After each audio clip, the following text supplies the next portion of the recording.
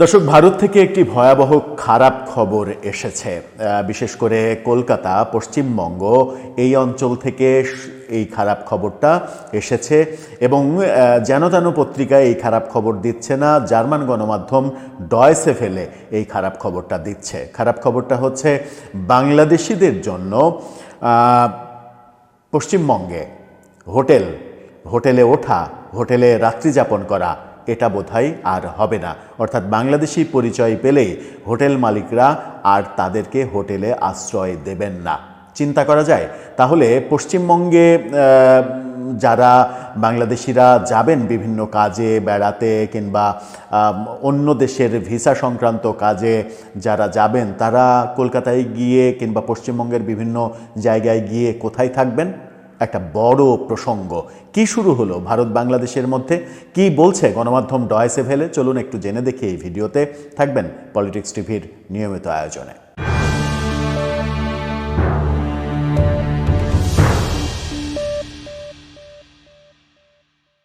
দর্শক, বলছিলাম পশ্চিমবঙ্গের বিভিন্ন শহরে বাংলাদেশিদের জন্য আবাসিক হোটেলে আর থাকতে দেয়া হবে না, এরকম সিদ্ধান্ত নিয়েছে হোটেল মালিক সমিতি। এরপরে যদি এরকম সিদ্ধান্ত নেয় যে বাংলাদেশিদের কাছে কোনো হোটেলে খাবার বিক্রি করা হবে না, কোনো দোকানে দ্রব্য বিক্রি করা হবে না, এরকম যদি পর্যায়ক্রমে হয় তাহলে কোন পরিস্থিতির দিকে এগোচ্ছে আদতে বাংলাদেশ ভারত সম্পর্ক? এরপরে কি বাংলাদেশের হোটেল মালিকরা বলবে যে ভারতের কোনো নাগরিককে তাদের হোটেলে থাকতে দেয়া হবে না, তাদের বয়কট করা হবে? এভাবেই কি চলবে? ডয়েচে ভেলে কি বলছে তাদের শিরোনামটা দেখুন। সেখানে বলছে পশ্চিমবঙ্গের উত্তরাঞ্চলের হোটেলে বাংলাদেশিদের প্রবেশ নিষেধ। একেবারে প্রবেশই নিষেধ, কথা বলা তো অনেক দূরের কথা। বাংলাদেশের চলমান রাজনৈতিক ঘটনার প্রভাব পড়েছে ভারতের পশ্চিমবঙ্গে। এখানকার হোটেল মালিকেরা বাংলাদেশি নাগরিকদের জন্য দরজা বন্ধ করে দিয়েছে। সেখানে বলা হচ্ছে দরজা বন্ধের সিদ্ধান্ত বাংলাদেশের সংখ্যালঘুদের উপরে নির্যাতন এবং ভারতীয় জাতীয় পতাকার অবমাননার মতো ঘটনার প্রতিবাদে একে একে পশ্চিমবঙ্গের, উত্তরবঙ্গের শিলিগুড়ি, মালদা, কুচবিহার হোটেল মালিকদের সংগঠন বাংলাদেশিদের হোটেল ভাড়া না দেওয়ার সিদ্ধান্ত নিয়েছে। শুরুতে greater Siliguri hoteliers welfare association এই সিদ্ধান্ত নিয়েছে। সংগঠনের আওতায় থাকা প্রায় 180টি হোটেলে বাংলাদেশি নাগরিকদের রুম ভাড়া দেওয়া বন্ধ থাকবে।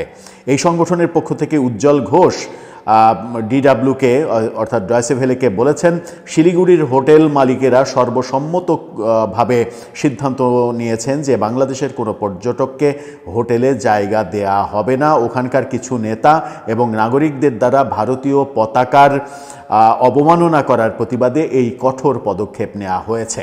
আগে মানবতার খাতিরে মেডিকেল ভিসা এবং স্টুডেন্ট ভিসা থাকা ব্যক্তিদের জন্য কিছুটা ছাড় দেওয়া হয়েছিল, কিন্তু ভারত সরকার বর্তমানে বাংলাদেশের সব ভিসা অ্যাপ্লিক্যান্ট সেন্টার বন্ধ করে দেওয়ায় এবং নতুন ভিসা দেওয়া বন্ধ রাখায় আমরাও সেই বিশেষ ছাড় বা রিল্যাক্সেশন তুলে নিয়েছি।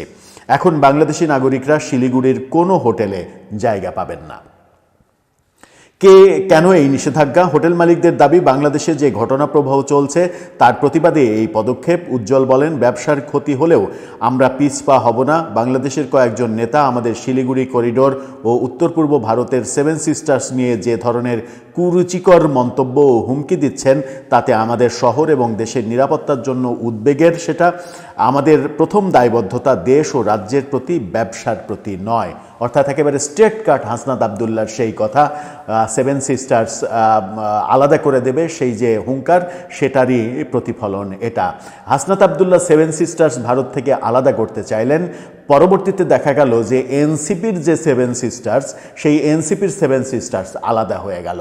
এটা নিয়ে প্রচুর ট্রল হতে দেখছি আমরা সামাজিক যোগাযোগ মাধ্যমে। ভারতের ভূখণ্ড নিয়ে এই ধরনের অধ্যত্বপূর্ণ কথা ভারত সরকার তীব্র প্রতিবাদ করেছিল। বাংলাদেশে এক ধরনের সহিংসতা হলো, তার প্রতিবাদে ভারতে হচ্ছে, ভারতের হওয়ার প্রতিবাদে আবার বাংলাদেশে হচ্ছে।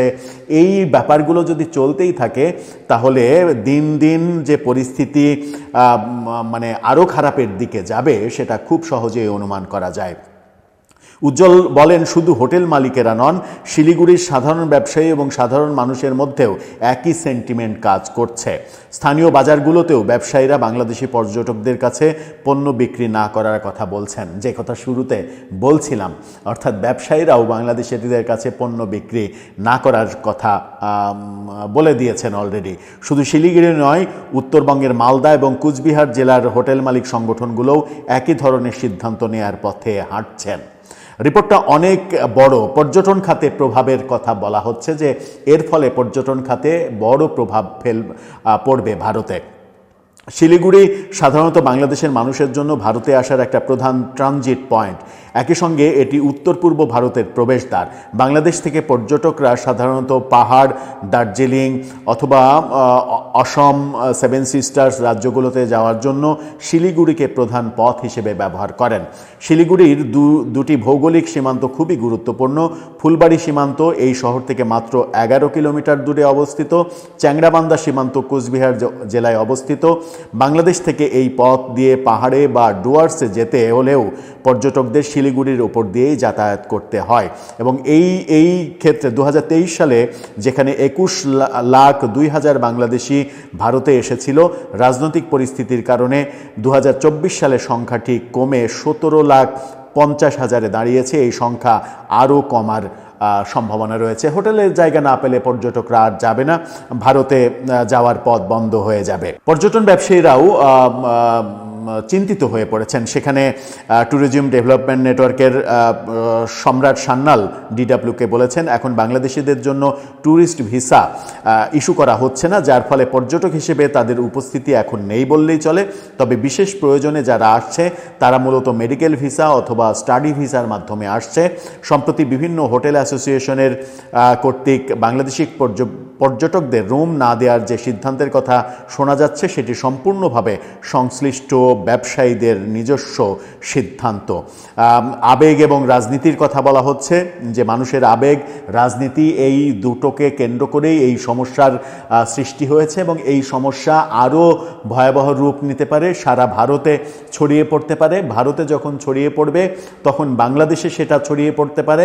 গতকালকেই ইনকিলাব মঞ্চের পক্ষ থেকে বাংলাদেশে দাবি করা হয়েছে, ভারতীয়রা যারা বাংলাদেশে চাকরি করছে তাদেরকে ছাঁটাই করতে হবে, তাদেরকে ভারতে পাঠিয়ে দিতে হবে। এই ধরনের কথাবার্তা দুই দেশের সম্পর্ককে যে একেবারে সর্বনিম্ন পর্যায়ে নিয়ে যাচ্ছে, সেটা একেবারে দিনের আলোর মতো পরিষ্কার হয়ে যাচ্ছে। কোন পথে যাচ্ছি আমরা, কোন পথে হাঁটতে চাচ্ছে ভারত, ব্যাপারটা কি আদৌ বোঝা যাচ্ছে, কিংবা ব্যাপারটা কি আমরা আদৌ উপলব্ধি করতে পারছি? দর্শক, আপনার কি মনে হয়? আপনার মতামত এই ব্যাপারে জানিয়ে লিখতে পারেন আমাদের কমেন্ট বক্সে।